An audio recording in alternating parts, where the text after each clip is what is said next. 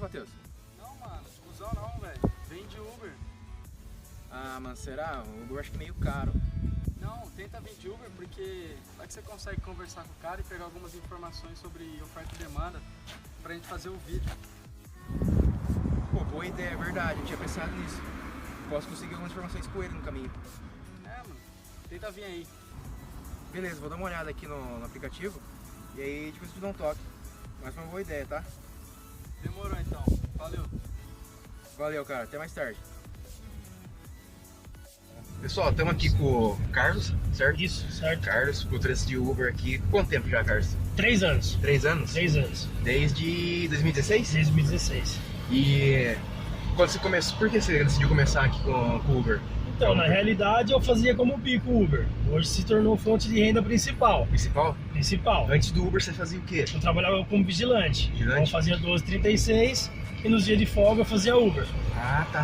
Agora ficou como renda principal mesmo. Mas agora você só trabalha com Uber? Só com Uber. Só com Uber. E de 3 anos pra cá, você acha que mudou bastante o jeito do Uber ou continua Mudou, mesmo? Mesma mudou coisa? muito. Há 3 anos atrás a rentabilidade era bem maior. Aham. Você ganhava mais. Hoje, devido à oferta, né, demanda que você está falando sobre isso, ficou complicado. Porque se você começar a reparar, cara, onde você vê, você tá vendo carro de Uber andando. Verdade. Devido- Todo lugar você vê uma plaquinha ali. Uma plaquinha, devido ao Ali, a outra desemprego, ali, ó. outra ali do lado. O meu não tá com a plaquinha no momento, mas fora que tem muitos que não trabalham. Aham. Então, fora os que tem muitos. Mas hoje, pelo que eu tô sabendo, lá na faixa de 30 mil Uber rodando na cidade. Só aqui em Campinas. Só em Campinas. Caramba, e você tem esses dados da onde? A gente, Uber passa? a gente tem os dados da Uber e a gente tem um grupo também da Uber que a gente vai conversando. Então, fora pesquisas também, Aham. a gente vai sabendo que tem mais ou menos essa quantidade de Uber rodando. Então Legal, ficou um cara. pouco complicado pra gente trabalhar, porque... Antigamente, você fazia mais ou menos quantas corridas por dia? Você tem mais uma média? Olha, eu Tipo, fazia uma atrás? média de umas 40, 45 corridas por dia. Por dia. Mas os valores eram mais altos. Ah, tá. Porque antigamente era um pouco mais, o Uber era um pouco mais reservado. Tipo, pegava mesmo quem ia se deslocar, que nem um deslocamento igual o teu. Aham. Um pouco mais de quilometragem. Entendi. Hoje em dia, a pessoa, pra andar 800 metros, cara, 1 Já quilômetro, pega o Uber. já tá pegando Não Uber. acredito, mano. Verdade. A gente Caramba. faz muita corrida, a gente chega a fazer uma média de 30 corridas por dia, mas Aham. trabalhando 12 horas. 12 horas. Eu fazia essa média antigamente trabalhando 8 horas. Era uma boa diferença de valores. E hoje você tem que fazer mais corridas porque o valor continua sendo o mesmo, ou O não? valor continua sendo o mesmo, alterou algumas coisas.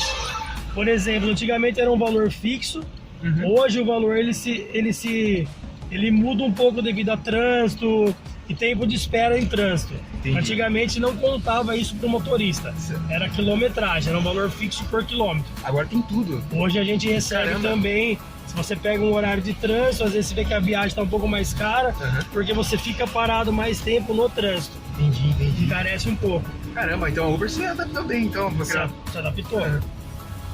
E assim, os dias da semana que você acha que o pessoal usa mais Uber, tem Tem. uma demanda maior em tal dia? Tem. Sexta, sábado e domingo as demandas são maiores. Aham. E dias de frio e chuva. Frio e chuva. Frio É. e chuva. Que aí o ônibus é deixado de lado e... Deixar de lado, a pessoa tá um pouco mais. Sai de casa um pouco mais tarde, quer levantar um pouco mais tarde, tá sempre atrasado. Aham.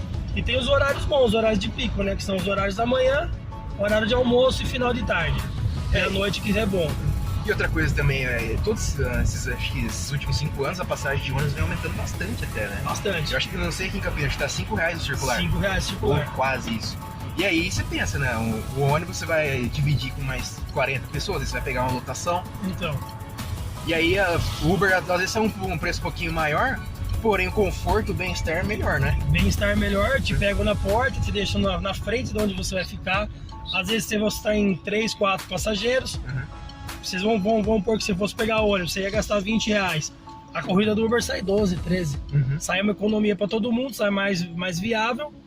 E o conforto. Conforto bem melhor. Certo.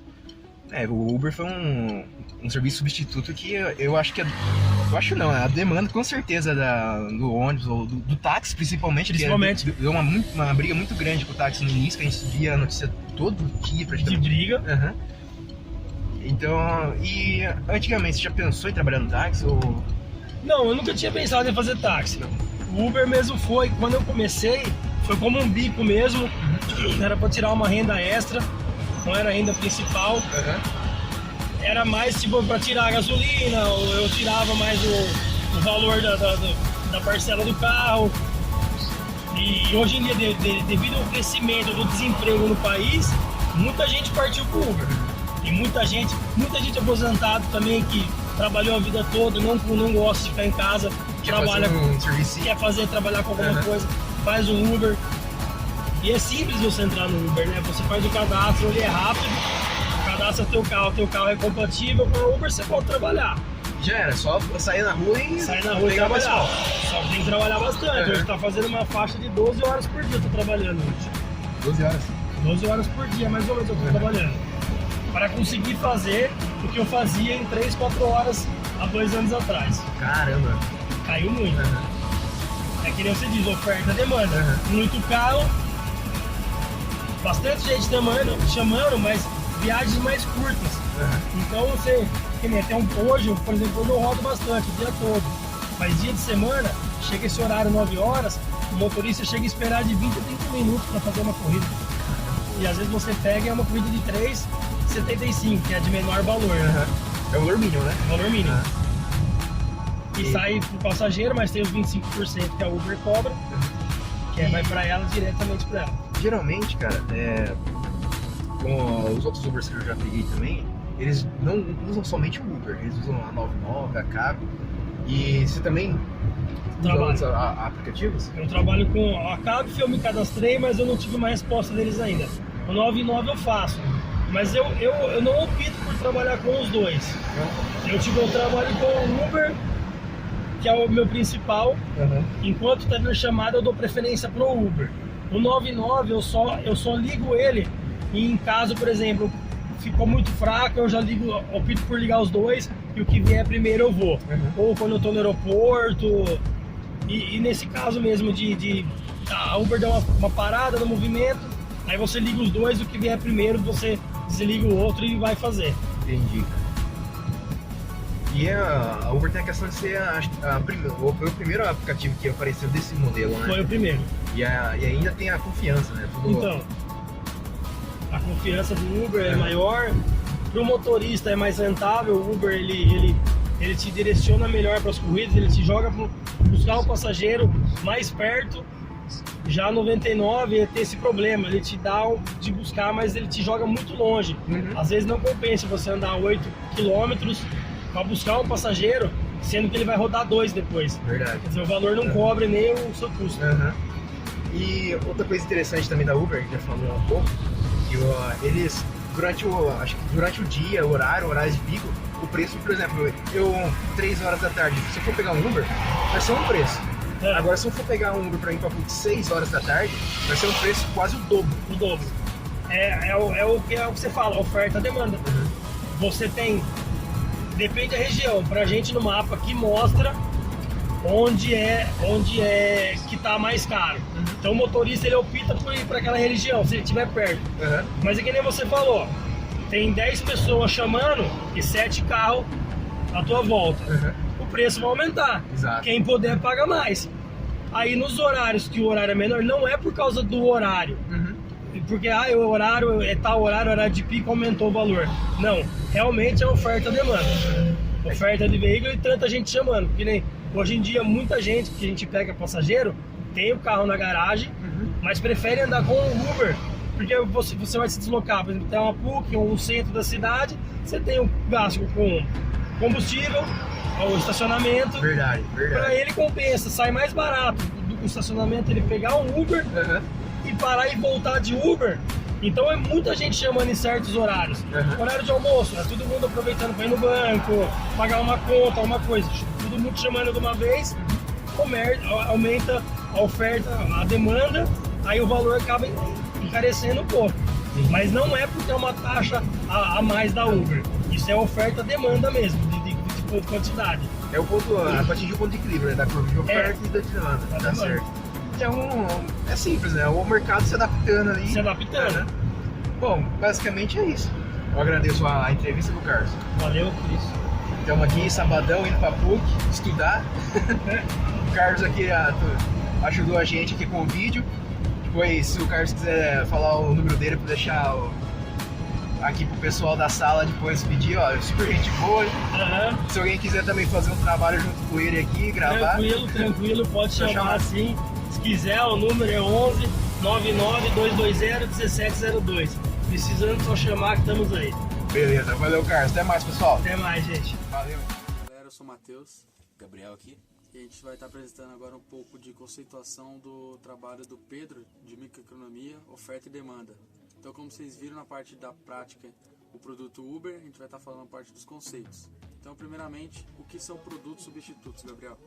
Bom, pessoal, no caso do Uber, que a gente pesquisou, que encaixaria nesse conceito de produto substituto, que no caso serve como alternativas ao produto Uber, no caso o serviço do Uber, a gente pode citar o ônibus, o metrô, em grandes cidades, óbvio, e principalmente o táxi, que é um serviço que se assemelha muito, porém tem as suas diferenças.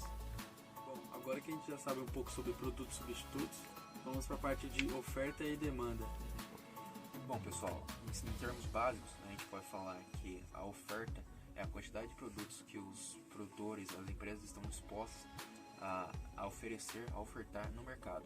E na demanda é a quantidade de produtos ou serviços que os consumidores estão necessitando consumir ou querem consumir. Bom, após a gente falar um pouco sobre oferta, vamos para a parte de o que afeta a demanda.